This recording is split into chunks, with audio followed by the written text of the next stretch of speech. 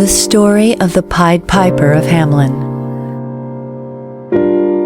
A long time ago, there was a very prosperous city called Hamelin, with lots of corn silos along the river.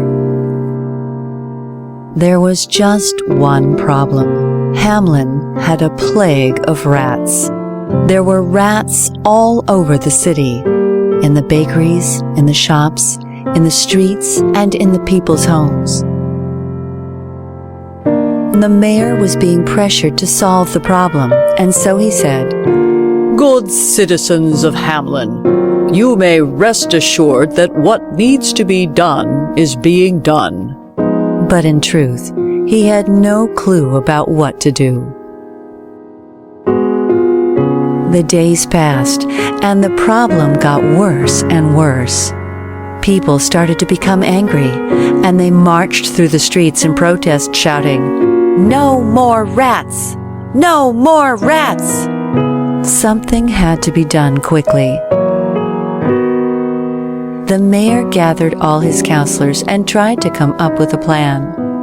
"We must dig a huge hole and bury the rats," one suggested. "We should get a fearsome cat to eat the rats," another replied. But clearly, none of the suggestions would work. Demoralized, the mayor concluded, "It just can't be done without help. Why don't we give a reward to the person who can solve the problem?" he suggested. Everyone agreed, so a reward of 1,000 gold coins was offered to anyone who could take the rats out of the city. The following day, a strange man carrying a silver pipe came to Hamelin.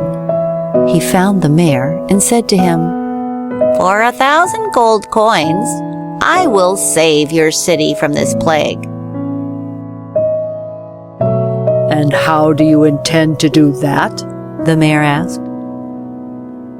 "I will play my silver pipe, and all the rats will follow me to the mountains, where they will stay forever," the man replied.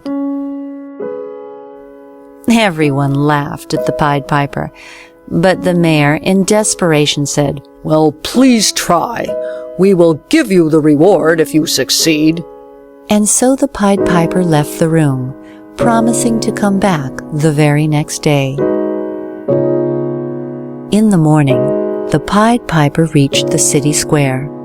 He took a deep breath and started to play a tune, and just as he foretold, the rats came flocking to the square. They came from the mountains, the corn silos, and out of every hole in the city. The Pied Piper started to dance as he wound his way out of the town, and all the rats followed him to the mountains. The people of Hamelin celebrated with great joy and gladness, chanting, "The rats are gone! The rats are gone!" And when he returned, they welcomed the Pied Piper with great joy. "I did as I promised. Now please pay me, and I'll be on my way," the Pied Piper said. But the mayor laughed. "Pay you 1,000 gold coins? All you did was dance around and play that silly pipe of yours." "We'll give you 40 gold coins, and you can think yourself lucky," the mayor said. The Pied Piper left the city without saying a word. The next day, very early in the morning, the people of Hamelin awoke to a melody coming from outside and rushed to see what it was. It was the Pied Piper, playing a different tune this time. All of a sudden, all the children came running out of their houses and into the street, dancing to the sound of the Pied Piper's music. Their parents shouted, "Come back!" But they seemed hypnotized as they disappeared with the Pied Piper into the mountains. Everyone in Hamelin despaired. They desperately searched high and low for their children for days, but could not find them. Then the Pied Piper returned to Hamelin. The mayor, shamefaced, saw him and begged, Please bring our children back to us. We'll pay you all the money we promised you. The Pied Piper accepted, with the condition that from that day forward, the people of Hamelin will always keep their promises. The mayor and the council all agreed. Then the Pied Piper left the council chambers and, stepping into the street once more, began to play another tune.